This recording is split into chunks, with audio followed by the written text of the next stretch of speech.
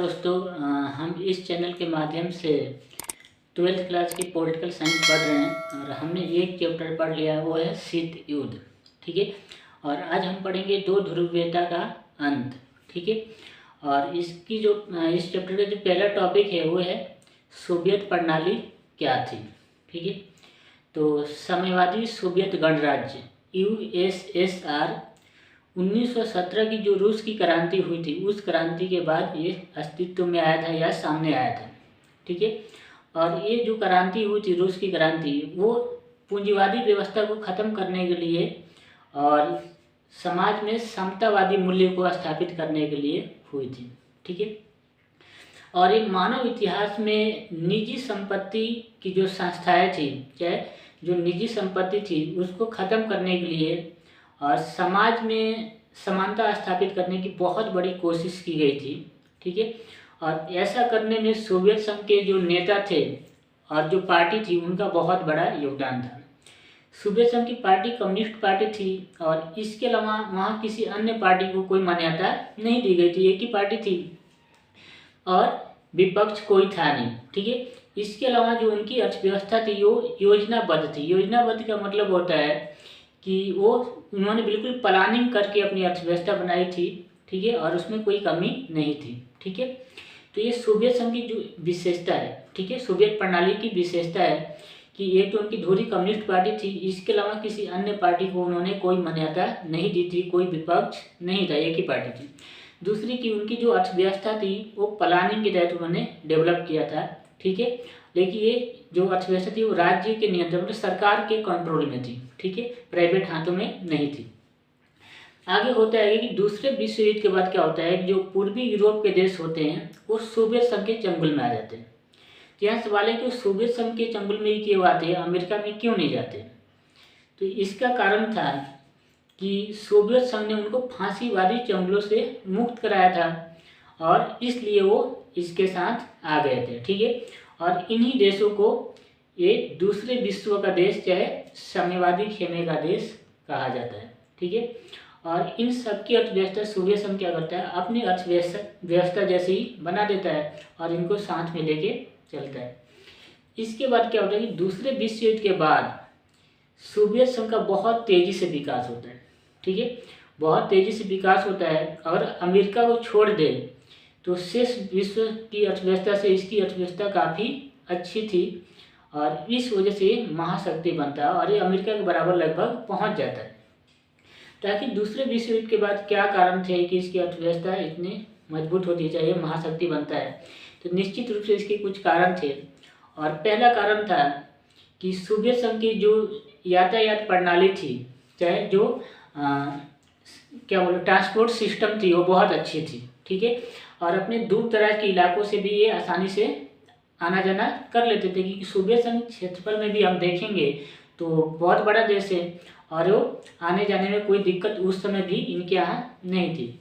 दूसरी बात कि इनकी संचार प्रणाली भी अच्छी थी। संचार प्रणाली मतलब कम्युनिकेशन सिस्टम भी अच्छी थी और अपने दूर दराज के इलाके के लोगों से भी ये आसानी से संपर्क स्थापित कर लेते थे, कोई दिक्कत नहीं होती थी। और तीसरा कारण था कि इनकी जो प्राकृतिक संसाधन के भंडार थे वो विकसित अवस्था में थे। ठीक है। अच्छे थे। तेल, कोयला, ये पेट्रोल वोट्रोल, चाहे सोना चांदी, ये काफ़ी विकसित थे। और किसी भी देश में जब प्राकृतिक संसाधनों के भंडार अच्छे होते हैं तो उस देश का विकास हो जाता है। ठीक है। इसके अलावा वहाँ बेरोजगारी नहीं थी। बेरोजगारी नहीं थी इसका मतलब कि लोगों को काम मिला हुआ था, लोग खुश थे, उससे कोई दिक्कत नहीं थी। तो बेरोजगारी बिल्कुल नहीं थी और जिस देश में बेरोजगारी नहीं होती है वो देश विकसित होता ही है। ठीक है।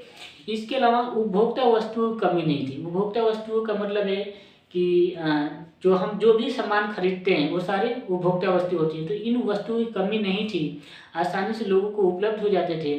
और एक और बात कि इन उपभोक्ता वस्तुओं के लिए सरकार ने कुछ रियायती दर भी निश्चित कर दी थी, मतलब सस्ते दाम पे मुहैया करवा देती थी। इसके वजह से भी इनका विकास हुआ। और एक और सबसे बड़ी बात कि इनकी जो अर्थव्यवस्था थी वो काफ़ी विकसित थी। ठीक है। और सुई से लेकर काट ये सब कुछ अपने यहाँ ही बना लेते थे।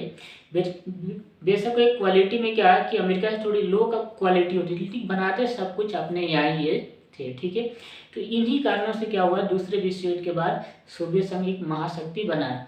ठीक है, लेकिन दिक्कत क्या होती है कि ये महाशक्ति ज़्यादा दिनों तक नहीं रह पाता है और कुछ ही सालों में इसमें कमी आने लगती है। वो कमी क्या थी कि आगे चल के होता क्या है कि ये सोवियत संघ में नौकरशाह हावी हो जाता है। ठीक है, नौकरशाह हावी मतलब बड़े बड़े जो ऑफिसर होते हैं वो तानाशाह जैसे हो जाते हैं और सोवियत संघ सत्तावादी होने लगता है। ठीक है, सत्तावादी का मतलब कि सरकार बिल्कुल मजबूत होती है, सब कुछ पे सरकार का कंट्रोल हो जाता है और सरकार के मंत्री हावी होने लगते हैं।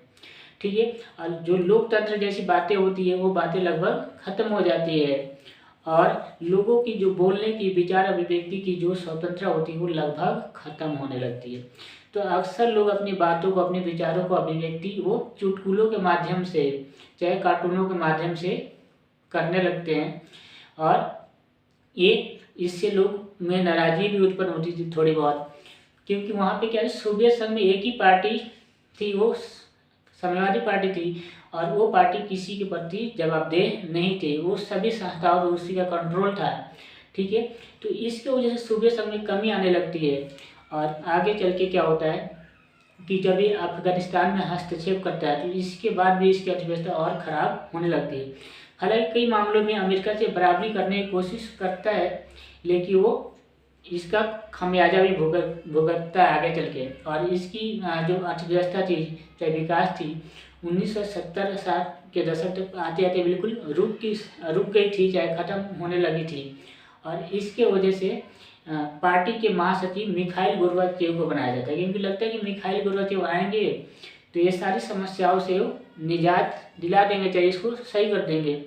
और पार्टी के महासचिव बनते हैं और बनने के बाद कुछ नीतियाँ भी लागू करते हैं, लेकिन उन नीतियों का फायदा तुरंत लोगों को नहीं मिलता है, लोग धैर्य नहीं रख पाते हैं और मिखाइल गोर्बाचेव के समय ही पार्टी का, चाहे पार्टी कह रहा हूँ, ये देश का विघटन हो जाता है और सोवियत संघ टूट जाता है।